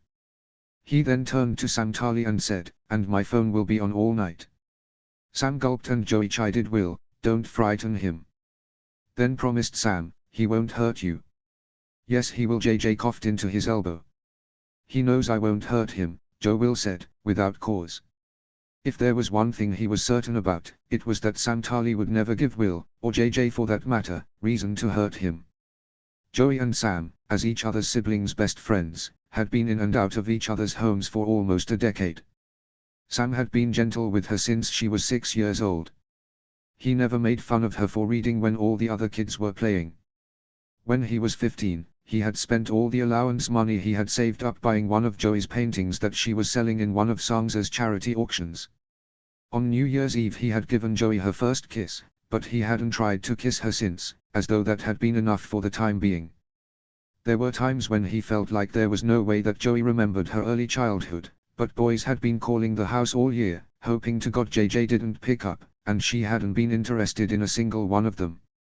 It was not fatherly bias that told him she could have had her pick of anyone. She did, and she had chosen sweet, smart, steady Sam, as far as she was ready to choose anybody. He did not believe that was an accident. Will set Joey down on the floor, making sure she was steady in her heels. Joey hugged Lena and greeted the Tarlys and then turned to Sam. The boy's hands were sweating so badly he could hardly open the box to give her the corsage. Oh, it's so pretty, she smiled, thank you. You look, Sam shook his head, entirely at a loss to describe her, thank you for coming with me. Joey nodded, saying something quietly that he missed before she said, Daddy. I'm here, he promised her. She turned around and smiled, showing him the necklace. Mom let me borrow it. Is that okay? I'll take good care of it. Yeah, honey, he promised. It looks beautiful on you. She beamed at him and smoothed her dress and then her brow knit, and you'll pick me up at 11. He nodded, swallowing, right out front. While they had allowed Joey to attend the prom, they had thought that 15 was too young for the after-parties. Joey had seemed somewhat relieved about that. She had wanted to go to the dance with Sam, but an all-night party was her worst nightmare. He was planning to pick her up in the convertible, a blanket and a thermos of hot chocolate at the ready. Likely, he still would, but with Will in the front seat. They made their way through some pictures, and then JJ, Joey and Sam piled into his car to go get Bridget. They would all meet them at the school, where everyone gathered each year and watched the kids go off. It was going to be a nightmare getting out of there with Will. Everyone loved when a hometown hero came back. As expected, it was a madhouse. At Sangsa's request, Will agreed to go to dinner with them, and invited a blushing Lena to tag along. Kitty looked beautiful in her navy blue gown, her happy-go-lucky nature somewhat under threat at the idea that this was her second-to-last high school dance with her boyfriend who was a senior. A few years back, Kitty had found a picture of Sangsa and Marcella dressed for one of the proms, their arms wrapped around one another, faces pressed together beaming. Kitty and Joey decided to recreate the picture, and after they captured it with at least 5 different cameras, he and John made Sangsa and Marcella hop into the frame to reenact it, all 4 girls giggling. Kitty and Bridget made JJ and Kitty's boyfriend, Ryan, pose in sillier and sillier positions until both girls were thrown over a shoulder just to stop it. They went and had a long dinner at their favorite Bravo Sea restaurant downtown, the hostess happy to add 2 more seats when Will smiled at her sheepishly, telling her he'd surprised them. Everyone lamented the passage of time. Unwell Lena couldn't take it anymore and begged for stories of all their proms. The stories ranged from the sweet, to the embarrassing, and everything in between. As expected, when it was time for him to go and get Joey, Will hopped in the front seat, his own thermos of hot chocolate in hand. Have I, he started, causing Will to make fun of him by clearing his throat, a bit that had never died in their family. Have I thanked you for coming? Will shrugged, you don't have to thank me. Didn't feel right not being here. He shook his head, I thought little Tarly was going to die when he saw her. He chuckled, poor kid. Will smirked, then shook his head, how's she doing though? With Taiwan. He sighed, not great. He's been feeling better though. I know, Will said, I talked to him earlier this week. Taiwan, though it seemed impossible, had started to age. Earlier that year he had finally told Marcella that he was sick. There were treatments he was doing, but so far they hadn't had much luck. Joey had long been looking forward to a trip to Highgarden over spring break. She and Marcella had been planning a sightseeing and museum tour for the better part of 6 months. Then one night about 3 weeks out she had come downstairs crying, apologizing to both of them, promising to pay them back but saying that she wanted to spend the week with her great-grandfather at Casterly Rock instead.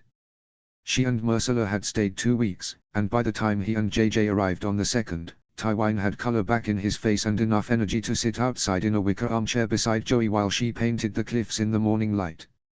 If anyone had told him as a kid that he was going to one day sit down and beg Tywine Lannister to do whatever treatments he had to get better, to stay a little longer, he would have told them they were a fool. That was before though. Before he had given Marcella and Joey the power to be free, before he had learned how to speak to a 6-year-old girl, before he had decided his sons were worthy and important, because they were important to them. Even still, he was surprised to hear that Will and Tywine had spoken. "Oh yeah?" he asked. Will nodded, "Yeah." Well there is something I wanted to talk to you about." "What is it?" he asked. "He's sniffing around for a fucking team to buy," Will said. "Tywine?" he asked. "No," Will said, "Gendry. He wants to buy a football team." Tywine called to give me the heads up. Of course Gendry was looking to buy a football team. They were all still waiting for karma to do its work on him. These past years had only made Gendry wealthier. There had been a few scandals that made it to the press but nothing to take him down. He knew Tywine had a file at the ready to destroy him, the only thing holding him off was his granddaughter's cherished privacy. "Well, you've got another year before the draft," he reasoned. "Maybe he'll have decided by then." "Yeah, but if I refuse the team I have to wait another year and get labeled as an asshole," Will noted, which was true. "So me and the coach of the Direwolves set up a meeting." The Direwolves. Their city's team. The one Will had grown up rooting for. The stadium, a landmark in a city rotten with history. The one that was a 25-minute drive from Winterfell. "Will. It's Sunday. He asked me to come by his house, I think to make it less formal, but I need you to come. As my lawyer," Will said. "No, you need an agent and..."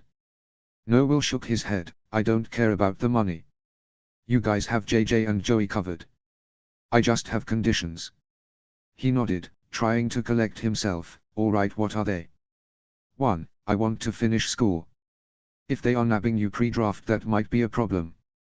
I already told him. He was open to it. "I'm one injury away from being fucked, I need a backup plan," Will said. He nodded and so Will went on. "The second one is I want him to get the owner to agree not to sell to that man ever." "Will, you are a generational talent, but I've never heard of any player getting to dictate something like that," he told him. He thought about it for a second, and said, "But, we may be able to get it written into your contract as a termination clause. If they sell to him, or any of his companies, affiliates, etc., that you'd be released from your contract." Will thought about it for a second and shook his head. "No. Will. They have to agree," Will shrugged, "or I will walk away. I understand you not wanting to work for him. I don't want him near them." Will interrupted. Their eyes met at the red light and Will said, "He might not move here for good, but if he bought the team he would have a standing suite. He'd have a house here. Near Mom and Joey. I do not want him to have any reason to be here." He thought about when Marcella had first returned to the north. She had wanted to come home, to a place free of him. He remembered Will saying that it was good they were moving into the guest house, before he had even known them, so that they could protect them from him if something were to happen. Years later, and he was still doing it. Years later, and while there were days Joey seemed to forget what had happened all those years ago, this was proof that not a day went by that Will was able to. "All right," he said, "we'll see what he says. But you have to mean it when you say you'll walk away." "I do," Will said immediately. "I can get a coaching job and work at your firm and be just as happy. I want to be home and I want them safe. Anything else is just a bonus." He squeezed Will's shoulder as he took the turn for the school. "I want you here too," he said, "and not to talk you of it, but by the time you come back JJ will be gone and Joey not far behind him." JJ is going to be 2 hours away, Will pointed out, and Joey has wanted to go to Wintertown University ever since she took that summer art history program after 7th grade. True, he allowed, then a smile overtook his face at the idea of all of his kids staying close. You cannot tell them until things are a go. You will be leaving a mess too big for me and your mom to clean up. Will chuckled, fine. Tywine knows though it was his idea. So you better tell him not to tell Joey. Groaning, he pulled up to the front of the school. Joey was standing there waiting, even though it was 10:59. That didn't worry him though, she was always early for everything. Besides, Sam was standing there with her, the two of them lost in conversation, laughing about something.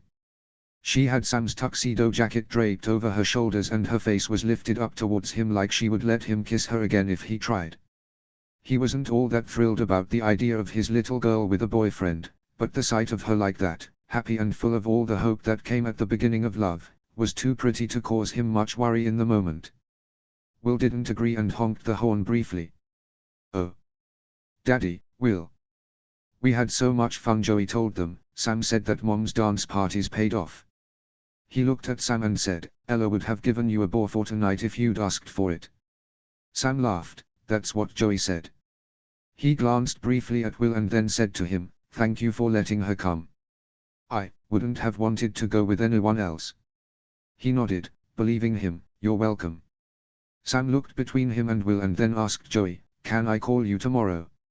Joey nodded and then Sam leaned down and pressed a kiss to her cheek. Her lips popped open in surprise and he waved awkwardly at her and fled.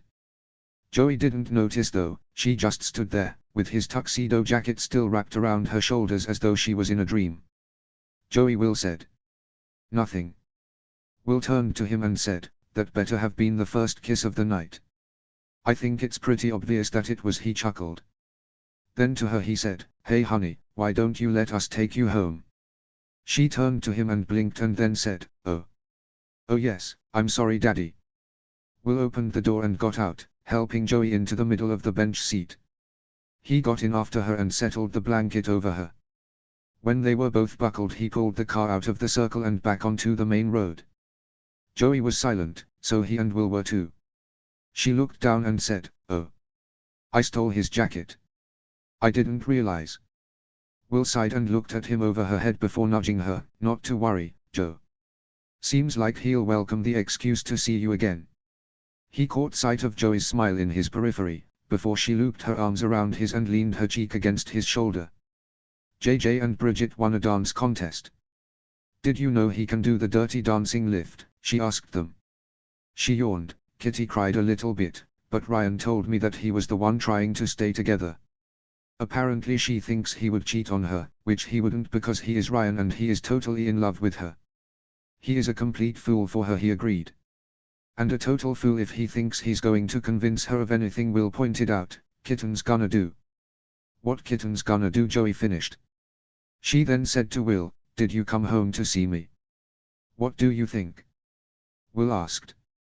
That seemed to content her, and they drove in comfortable silence the rest of the way. Soon he turned up the long drive to Winterfell, finding the house lit. Myrcella was waiting for them and Joey walked into her arms, saying something in her ear that had Myrcella smiling and holding her tighter. She started asking questions, but Joey's eyelids were drooping and they decided to hear all about it in the morning. Will begged off too, and then it was just him and Myrcella. Rather than go to bed, he brought her into the great room where they could curl up on the couch. She snuggled into his arms, and he breathed in her familiar, comforting scent. They lay there, happy in the knowledge that two of their children were under their roof and that tomorrow night, all three would be. On Sunday, me and Will are meeting with the coach of the Direwolves, he told her. Myrcella tensed and pulled away slightly to look at him. What do you mean? He caught Myrcella up and her eyes filled with tears. She would be even more disappointed than JJ and Joey if it didn't happen, but he couldn't keep it from her. He wants to come home, she smiled. And JJ wants to stay close, he told her, and according to Will, Joey is bound for Wintertown University. Myrcella smiled, stroking his cheek. They all want to be close to their dad. To us, he corrected, and each other. She leaned her forehead against his and he kissed her lips gently. She kissed him back for a moment and then pulled away. Wait, she said, You don't think we didn't stunt their growth or something, did we? He chuckled. No. Then he looked into her beautiful eyes and felt his throat go thick and said, no, sweetheart. I just think it's like you said to Will all those years ago, about looking for love in the right place. He told you he knew where to find it. They all do. She kissed him again, her arms wrapping around his neck. And if I was looking for love, she asked with a small smile, any idea where I'd find that? She knew the route by heart, but he showed it to her once again all the same. The end.